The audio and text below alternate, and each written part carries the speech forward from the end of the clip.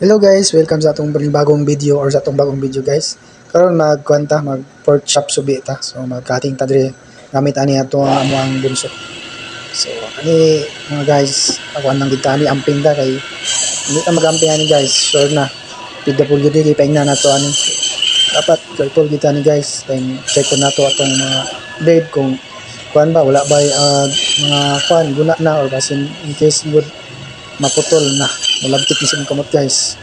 Paingan ni kani PWD ni kani disable ni kani, so careful lang ta mga guys sa pagbunsog yun kay daghan na kay mga pan accident ani tabo nga putlan og saka pudlo simbako palayo, pero mo gini ang pan guys muni kanang risky nga trabaho sa butcher, so dapat magamping gyud ta permi kay dapat sakto lang di magdali poko dapat guys naka-focus lang gid ka sa imong trabaho. Dapat wala kay guna-una labi maggamit ka aning bunso kay mo ni delikado gyud sa butcher kay kung magtanga ka ani impas putol gyud imong kamot, goodbye no na may PWD na kay madawat gyud na kay mga discount, pero joke na to guys, natuwa na magamping lang gyud ta.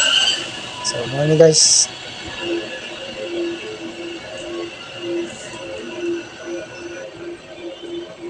Og nara guys, no man na gina og cutting no. So ready na nato ni display sa sunod pod video guys. Bye bye.